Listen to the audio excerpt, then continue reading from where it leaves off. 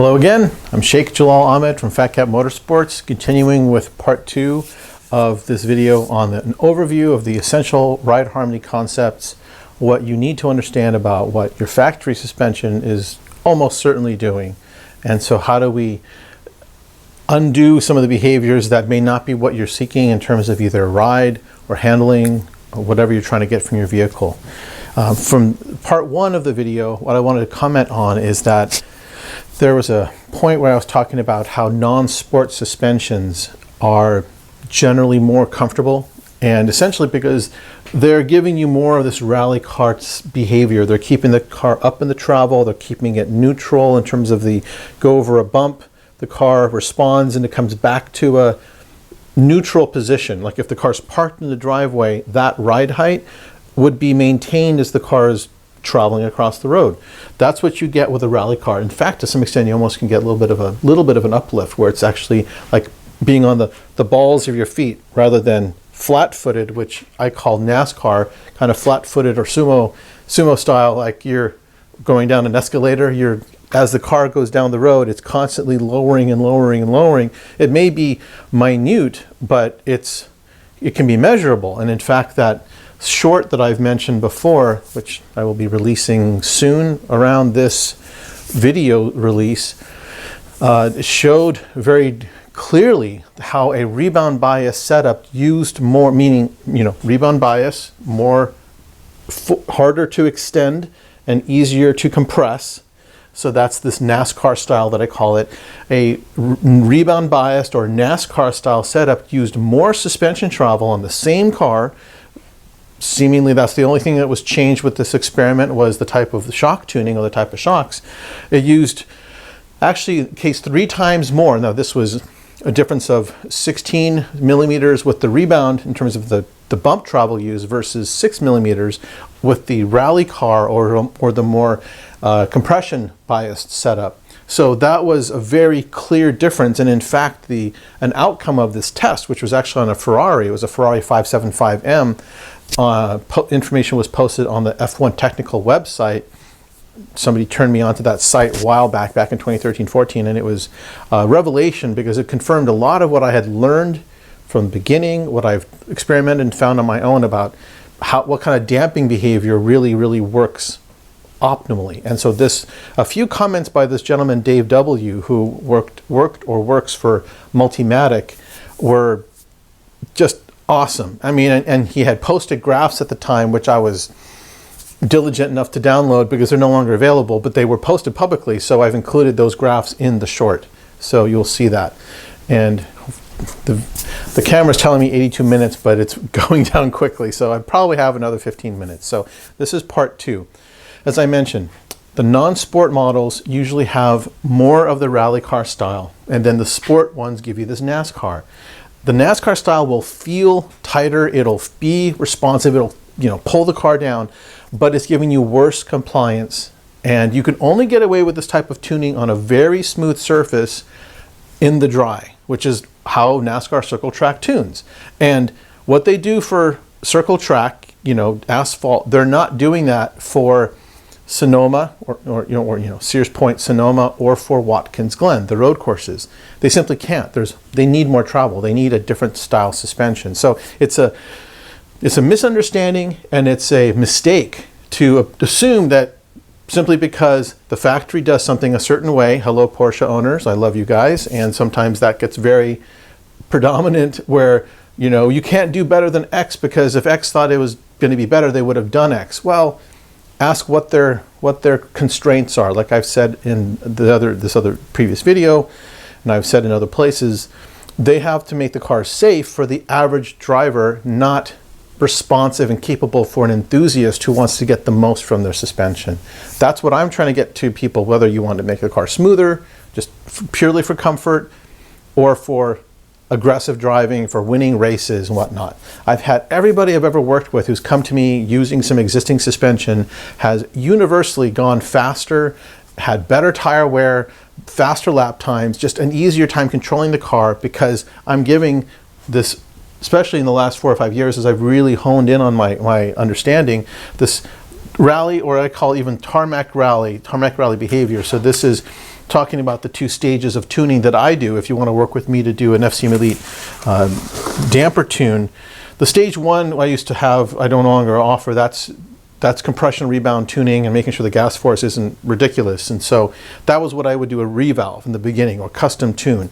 Now, because I actually ask for something that I think very few people do ask for, I ask all my customers to provide corner weights.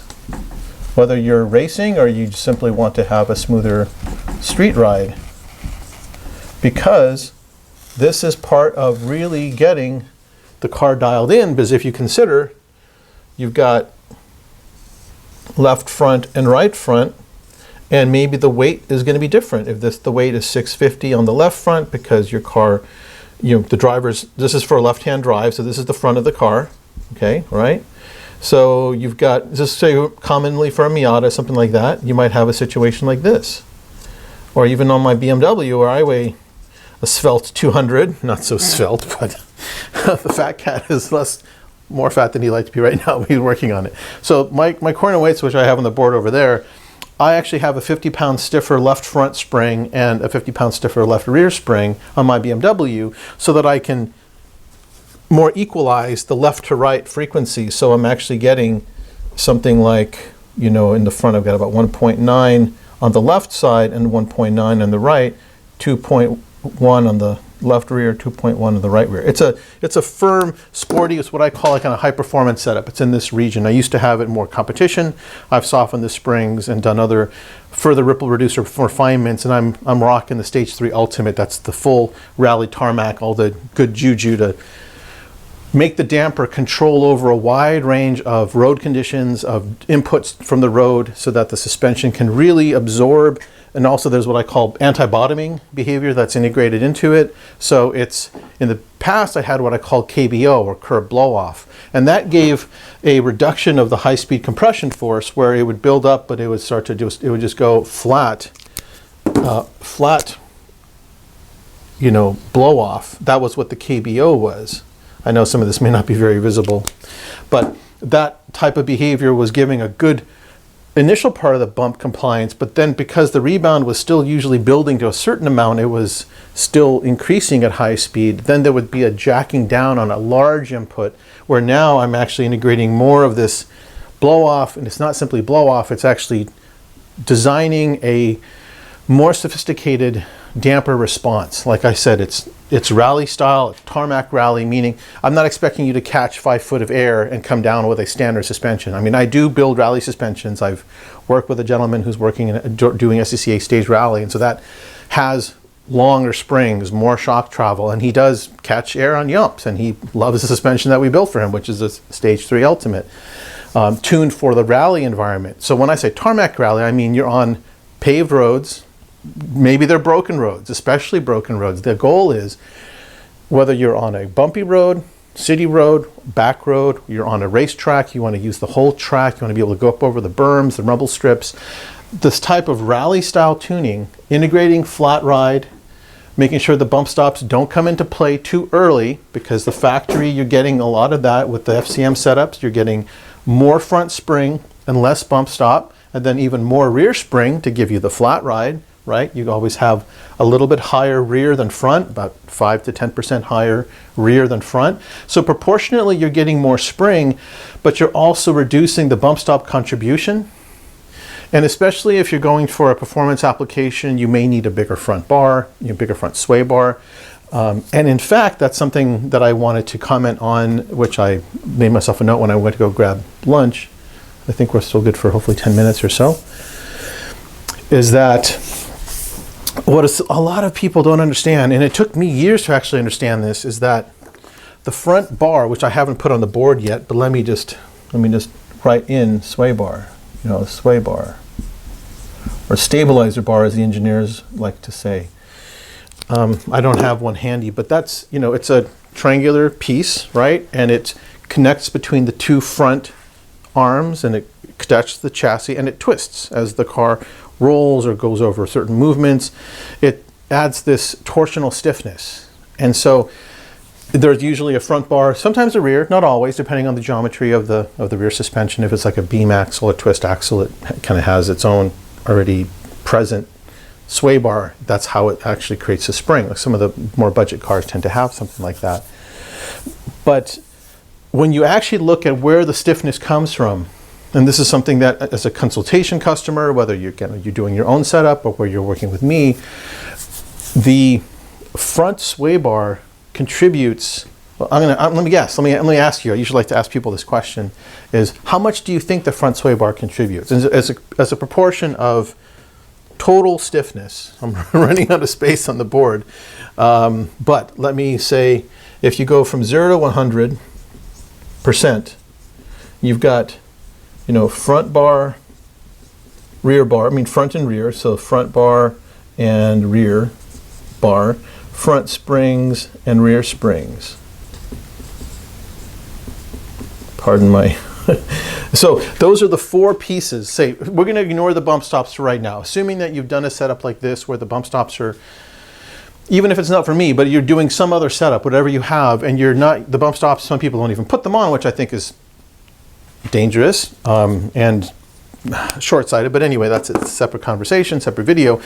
But you've got front spring, rear spring, like here, front spring, rear spring, and front bar, rear bar, okay?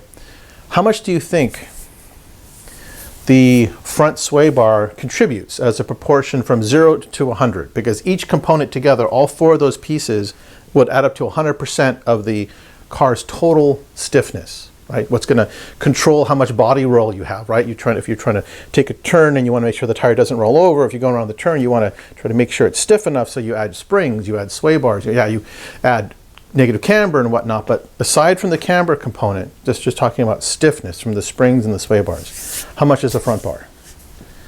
I'll give you a moment to guess, write down your guess or think about it. It's more than you think. Probably. It's probably the number you may have thought of. It's not as high as it probably needs to be. It's in the realm of 50 to 55%. 45% for like a Miata. So this is in the realm of, say, 45%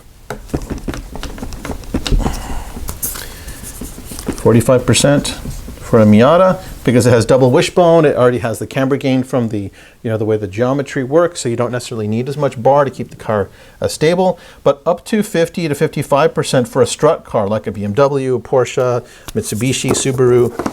That's how much the front bar contributes, about 55%. Now, again, because most factory cars give you flat ride, right? They usually give you flat ride. So how much do you think the front springs and the rear spring contribute compared to the front bar? Because now you've given almost 50% of your stiffness to the front bar. That little, I mean, not little, but it's like 22, 25, 26, 28 millimeter bar.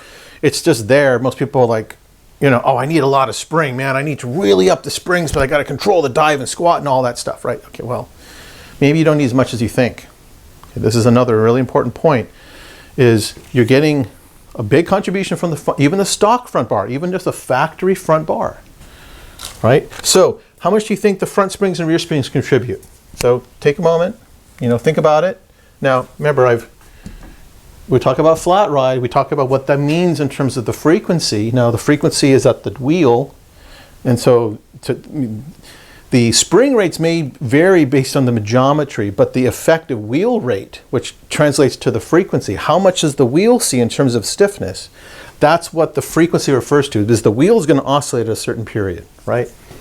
So I'm just going to write down sway bar contributions, because this is very important. And in fact, the sway bar contribution component is one of the key reasons why you can make a high-performance setup work with flat ride, as long as you think about how much bar stiffness are you using. So you got your answers, you got your guesses. The front springs are actually from the factory, again, because the frequency is lower. Your front springs should be contributing something around 20 to 25%. Let's just go for 20%. Okay, that's the front springs. Now, because you have flat ride, your wheel rate, or your front springs in terms of the wheel rate of the spring, not just the pure number, because the number might be not in alignment directly with the percentage, but it's the wheel rate. What happens at the wheel? You have to multiply by the motion ratio. The rear is going to be usually 30 to 35%. It's going to be more, because that's why flat ride exists. That's why you have this fast settling, because the rear is more active and the front's a little bit less active. So now you've got, say, 55, 75, that's 75, 30, well, that's actually over 100. So let's call it, let's go with 45, 65, 75, 85, 95. Well, from this example, the rear bar could only be able to contribute about 5%. And that's usually between 5 to 10 or 12%. So it's a much smaller, pardon my zoom in, I'm checking the battery life. Extreme close up. So this is the truth. This is what's actually happening with that stiffness that comes from the bars and from the springs. So when you upgrade to a stiffer setup, for example, most people are going to often put on matched sway bar sets. Ooh, okay, so get the front bar, okay? You're going to probably want to get a bigger front bar, most likely, especially if you're going performance driving. Again, if you're just looking for comfort, or for example, if maybe you have a 911 Porsche or a Cayman or Boxster where you have enough rear weight, the car is already going to have a lot of mass on the drive axle on the rear, so it's not necessarily going to need to have a lot of front bar. Again, you just have to use your right foot to kind of control things, but you sometimes will still want to get a bigger front bar, just depending on your driving preference. You can start with no bar, no upgrade, just leave the factory front and the factory rear, and then see how the setup feels, and then decide if you want to put on a bigger front bar or not. But because this is the case, this relationship, you're basically, your front spring, your front sway bar is usually double what the front springs contribute. Now, even if you go to a stiffer spring rate setup, you're going to a performance setup, right? You're going racing, or going track days, autocross, you just want to make the car faster. You're going from, 1.3, 1.5 hertz. Again, that changes to this pitch relationship when the bump stops engage, right? Because I remember I showed you the example of how little travel you really have when a factory car is going down a bumpy road, or you go into a corner immediately, you load up those bump stops, you use it a lot, right? And then you're jacking down into them because the rebound, the suspension is constantly pulling it down into the bump stop, right? So that's all kinds of bad. Factory and aftermarket, right? So I'm just going to add the point that this is not just factory, this is factory and aftermarket.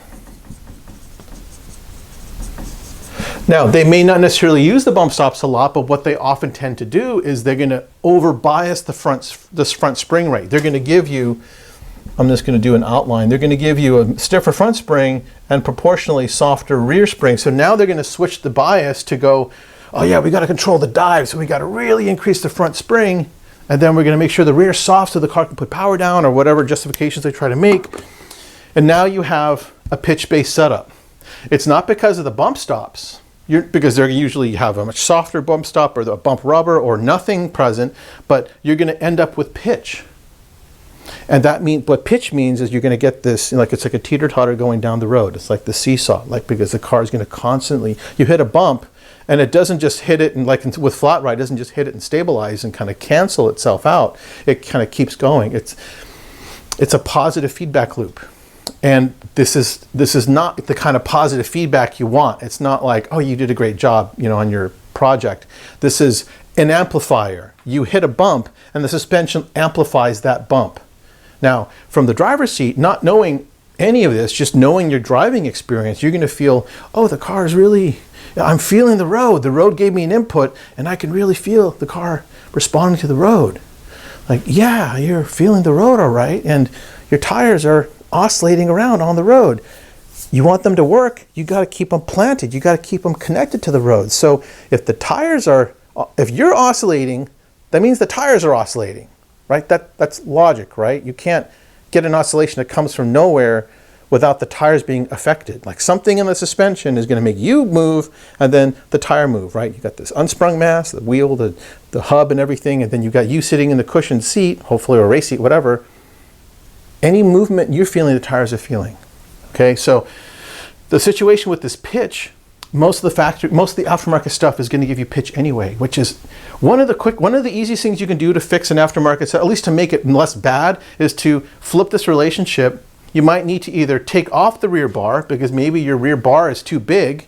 That's one of the reasons why if you use a matched sway bar set, you're going to usually end up with too much rear bar. So if you just use a soft rear bar, stock rear bar, but use the bigger front bar, then your proportion is going to stay in that 45, 50, 55% range where the front bar has to do its work. It's there, it needs to do its job, okay?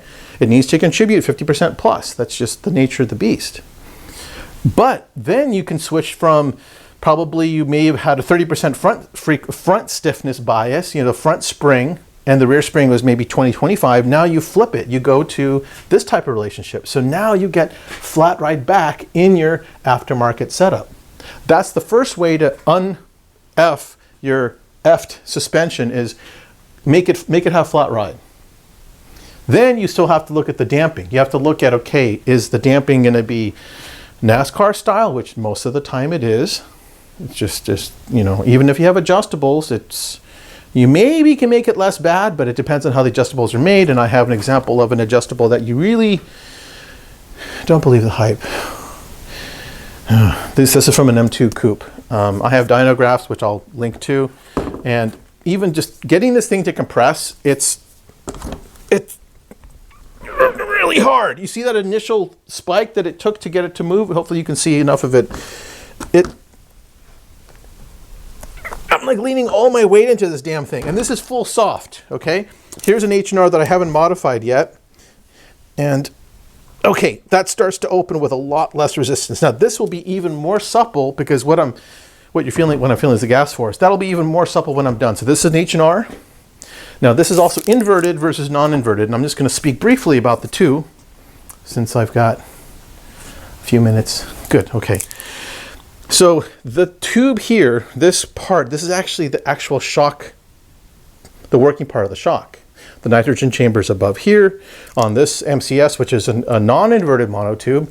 The shock body is this part, all of this. That's where the oil and the nitrogen pressure is at the bottom. So this would have to be basically turned upside down. And there's a slender shaft, which the end of the shaft is right there. That end of the shaft is basically, you know, the shaft itself is hidden inside this tube, this housing, the strut housing. So this is actually how the damper would be looking if we had it body to body and shaft to shaft lined up. But thankfully, and also if you like to reduce unsprung mass, right, which take weight off the wheel can respond better. You have, you know, just, that's usually a beneficial, a goal that most engineers or most suspension people are looking for is to reduce unsprung mass because you have less weight on the wheel. You have better responsiveness.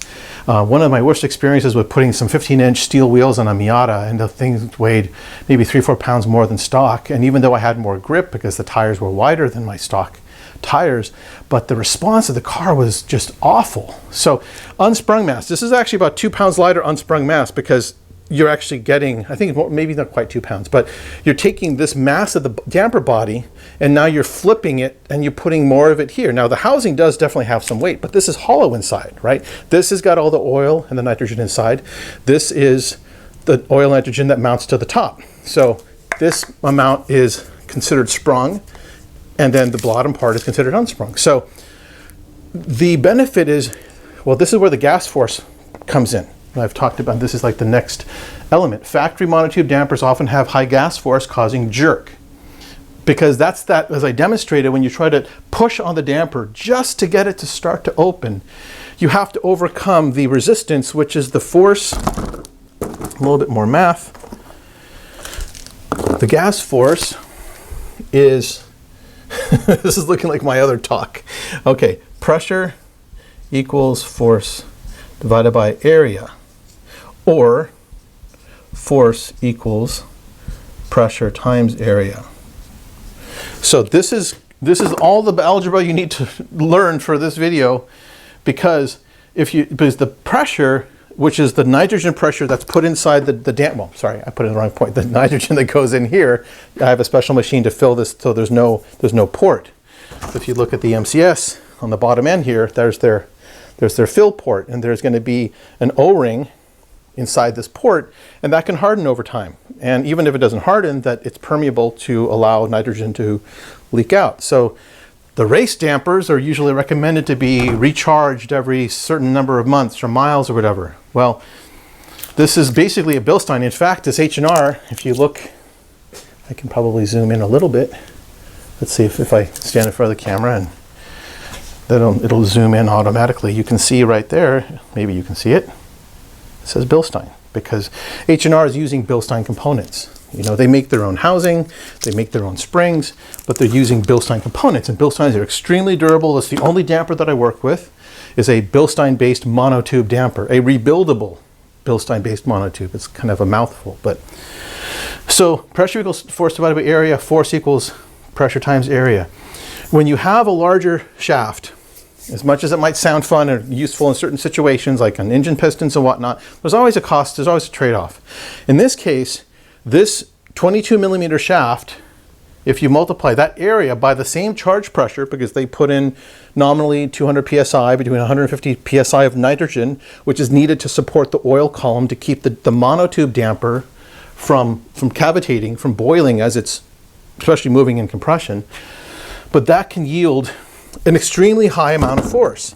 Now, this is why both aftermarket high performance, you know, whatever brand you want to talk about, Moton, AST, JRZ, MCS, even to some extent Öhlins. Usually Öhlins creates more of an inverted style for the front strut, which is really good. And JRZ was actually the foundation of this, because the gentleman, Jan Jozik, I forget how to say his name, but he split off from Cory and created JRZ and wrote a book which was really emphasized, you know, how important compression damping is and like gas force, which I think he got certain things right, because in a way I think he was trying to focus on creating more of a rally behavior, which the MCS does have a lot of uplift, but it's like it went too far.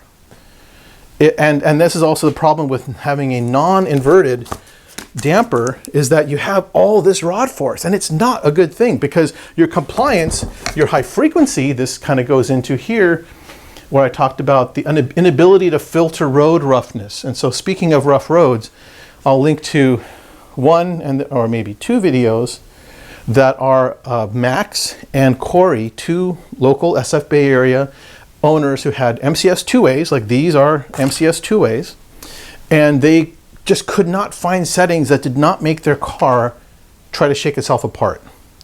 And their comment to me, because it was basically, I met with them and we went for rides. I mean, they went for rides in Christina, and I let them drive Christina. And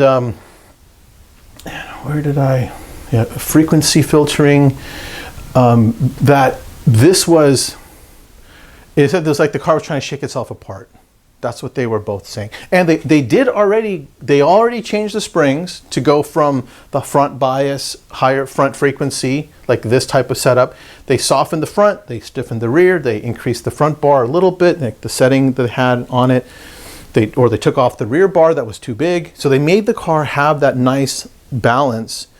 And then they turned the damping down, they turned down the rebound, they turned maybe up the compression a little bit to try to get more of this rally behavior. But even so, they still couldn't get the car to not just have this busy, jittery, as I think it was Cory that said, I could see my driver's side mirror just shaking, you know, and ultimately over time, it's like it loosened, like the car was shaking itself apart. So, oh, it says 10 minutes. I knew it's been accelerating. Okay, so I probably have about a minute before I have to recharge again. So this is one of the costs of going with a brand name, just trusting, you know, the marketing hype, or XY Racer, or they sponsor a certain series, therefore they must be good. No, it just means that somebody decided to put a lot of money into marketing the product, and then they get the brand recognition. And if there's nobody that's able to do an evaluation of this is better or worse, or is this really optimized, because my focus is on optimization. This is, you're better off leaving something that is, I mean, these are so punishing. When people start to use them and actually can have an experience of something that's better tuned, it's a complete revelation. So the frequency filtering, and I have videos I talk about ripple reducer, which I'll link to that. That's an ability to absorb a lot of road roughness, like small features that you get that by drilling holes in the piston. And something off-road racers have been doing for a long time, and I started doing this back in 2013, 14. In fact, I think I started to do the blow-off behavior first, and I discovered the ripple reducer later. And so I made the ripple reducer essentially mandatory. If you want to work with me to get a damper tune done, you have to get ripple reducer. It's an option whether you want to get the multi-stage tarmac rally, like all the bells and whistles, all the internal, trickery and everything that I've developed to make that happen. But the ripple reducer, the frequency filtering, is both a grip enhancement and a ride quality enhancement. It just makes everything better. So the factory is going from flat ride when there's not a lot going on the road, and then as soon as you get into a bump or you get into a cornering, it goes into this pitch condition. We want to avoid that and get over into a stable flat ride behavior where the car starts with flat ride and the bump stops are much less prevalent. They're still there because they're important. How do you deal with a big bump on the road? When you get to higher frequencies, you can use less and less bump stop. But even for racers that I work with, I tell them, when you have this tarmac rally style damping curve, and you have flat ride, when you've gotten these elements of ride harmony working together, you can actually use the bump stop in a very intelligent way to tune the car's handling behavior. You can use packers, little spacers that you put under the bump stop. And I don't have packers with me right now, but you can put a little spacer under here. Usually it's on the rear, and that'll just make the car either want to rotate a little bit more than if you want to maybe free it up a little bit. And I have a comment that I can make in the next video where I talked about how I was at Thunder Hill and I got my car Christina to just add a little bit of extra rotation going into turn 1. And because it was a little bit understeering, I just added one packer just on the right rear damper, and it just added a little bit of extra bump stop engagement, and the car just beautifully rotated. It was so sweet. So that's what you get with this harmonized setup. So I have to charge the camera again. I have 2 minutes, but maybe more like 30 seconds. But this is part 2, and I think I'm going to call this like, how do you avoid getting chaos into your system? Because a lot of these hyped setups, they don't understand flat ride. And this is another thing you need to ask vendors about flat ride if you want to talk to somebody else, like, are you using it? And just see what they say. Because if they try to come up with some justification why they don't need it, or it's not a good idea, or whatever, run. I mean, if anything I'm saying makes sense to you, you need to run. Okay? And then it's about how is the suspension tuned? Maybe the bump stops aren't part of the equation, but spring rate choice, the damping behavior, are you getting NASCAR, pulling down, losing travel, unless you're running NASCAR, which is, okay, that's a different environment. Most of us are not. And versus rally car. So those are some fundamental questions to ask. And then of course, how much gas force are your dampers producing? If they have a non-inverted design, non-inverted, high gas force, inverted, smaller shaft, still works, still very effective, less gas force. You want non-inverted. You want inverted front struts, and you do not need or want a big shaft in this application because the cost of it is you're going to have a vibration.